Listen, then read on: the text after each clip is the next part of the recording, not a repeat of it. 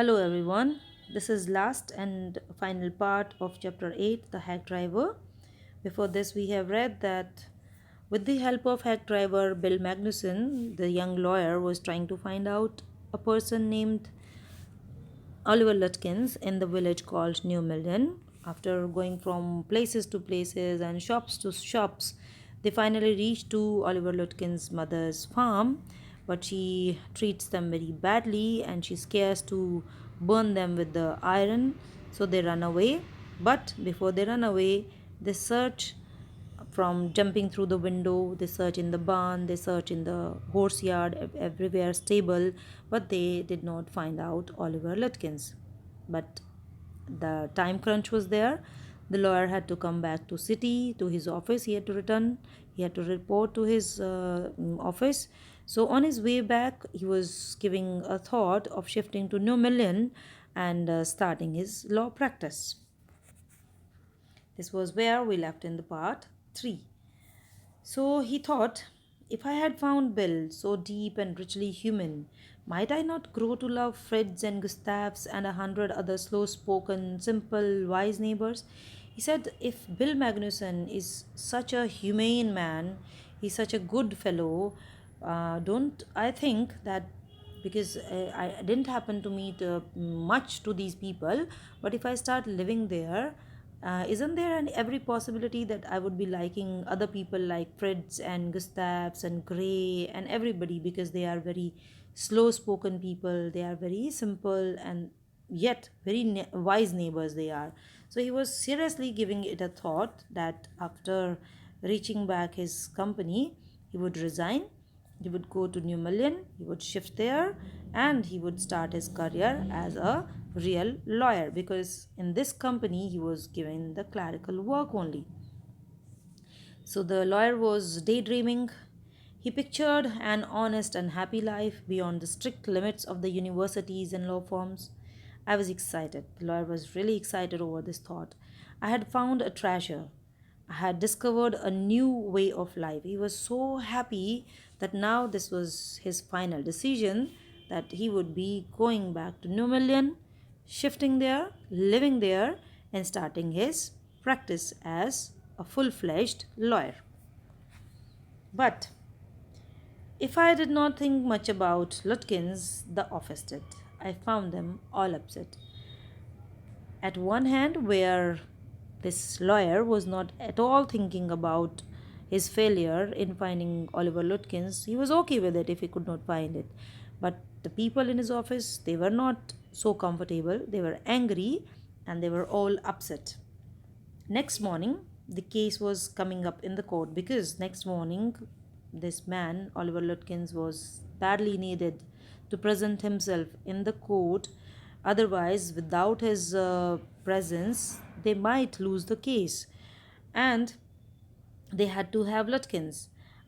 I was a shameful, useless fool. And the narrator was thinking that I am really a shameful, useless fool that I could not really find that man. That morning, my promising legal career almost came to an end before it had begun. And he was just pondering over his own thoughts. He was daydreaming that probably my career, before it formally could begin, it has come to an end. The chief of that law firm almost murdered me.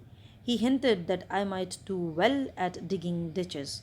The chief scolded him. He said, you are not worthy of doing any legal work, any legal job.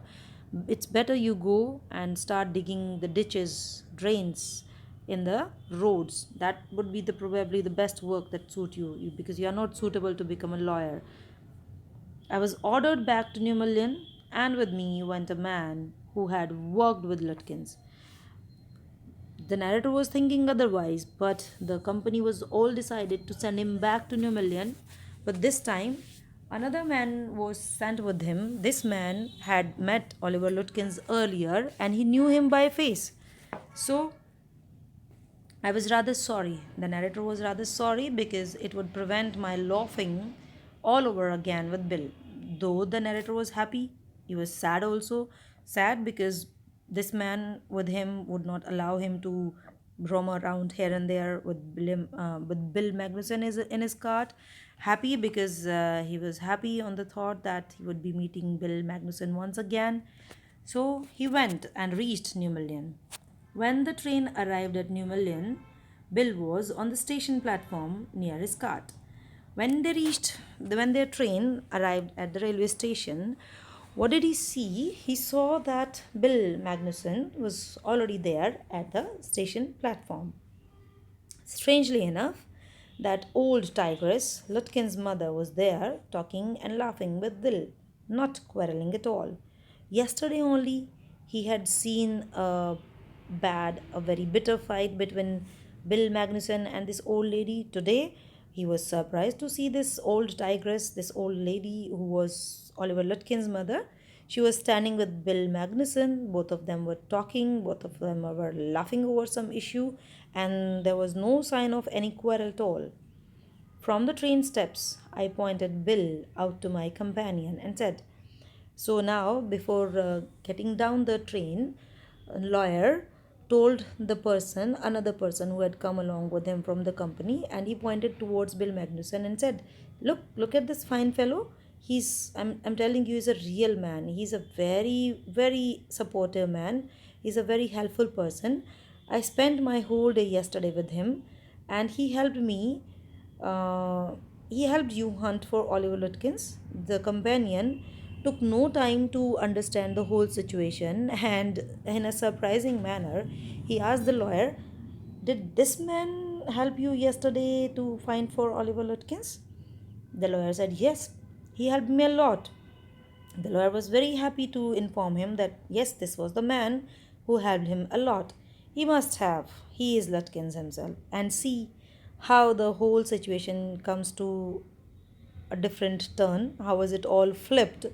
The companion who came from the company said, of course, why not? This man should have helped you because he himself is Oliver Lutkins. Now you understand the whole situation. Why the narrator could not find Oliver Lutkins throughout the day? Because the hack driver who was taking him from one place to another, he himself was Oliver Lutkins. So from where would they find another Lutkins? And the whole village, they joined him in playing this game and making a fun of this smart lawyer.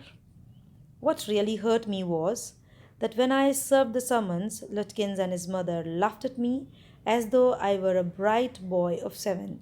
So now Bill was there, Bill, or you can say Elias Oliver Lutkins himself.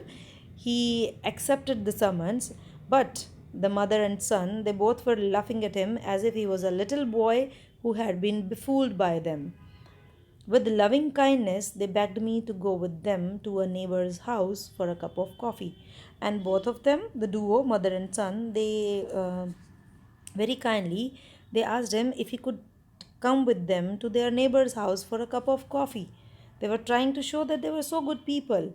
But actually, this was not the reason to ask him to come for a cup of coffee. What the reason was, I told them about you and they are anxious to look at you, said Lutkins joyfully. Bill Magnuson, who actually was Oliver Lutkins, he told the narrator that yesterday when you left, I told my neighbors about you, and now they are anxious. They want to look at you. What sort of a person you are who could be befooled so easily.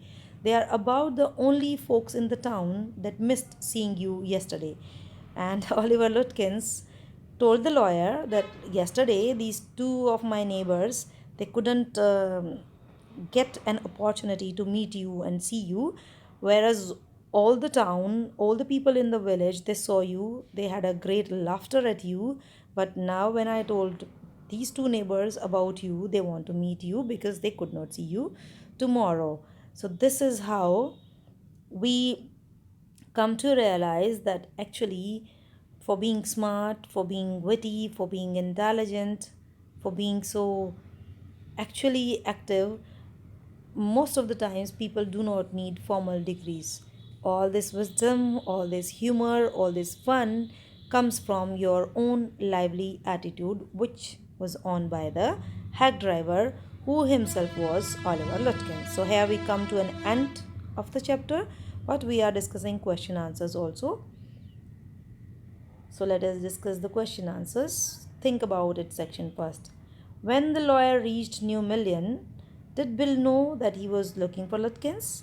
When do you think Bill came up with his plan for fooling the lawyer? Lutkin's act of taking the lawyer for a ride clearly indicates that he is a very cunning person. It is his natural behavior to not disclose his true identity to unknown people. Moreover, being a cheat as he is, it seems his regular practice to dupe people who are newcomers. Question 2. Lutkins openly takes the lawyer all over the village. How is it that no one lets out the secret? Hint, notice that the hack driver asks the lawyer to keep out of sight behind him when they go into Fritz. Can you find other such subtle ways in which Lutkins manipulates the tour? Lutkin never allows the lawyer to the place where the imaginary Lutkins is supposed to be present at a given time. The way he weaves stories about Lutkin's vagabond nature and the way he scares the lawyer about Lutkin's mother are great tools applied by Bill. It was all his trick to play with the lawyer. Question T. Why do you think Lutkin's neighbors were anxious to meet the lawyer?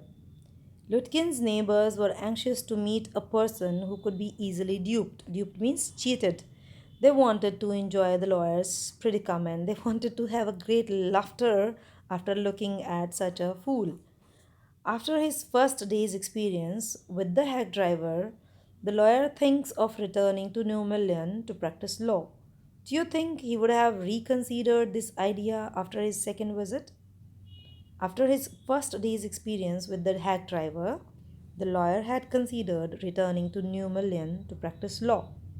However, he realized during his second visit that he had been literally taken for a ride by the hack driver, who himself was Lutkins. In this, Lutkins was helped by the town people. After becoming the laughing stock of the town, it is most likely that the lawyer would have reconsidered his initial idea of working there. Obviously, he would have not thought them to be uneducated, simple people who could be cheated or who could be, used to extract money. He would have to think twice now before coming back to the village. Question 5. Do you think the lawyer was gullible? How could he have avoided being taken for a ride? It's not taken for a ride doesn't mean that somebody takes you for a ride in a hack or in some carriage. Taken for a ride is a phrase that means that could be cheated.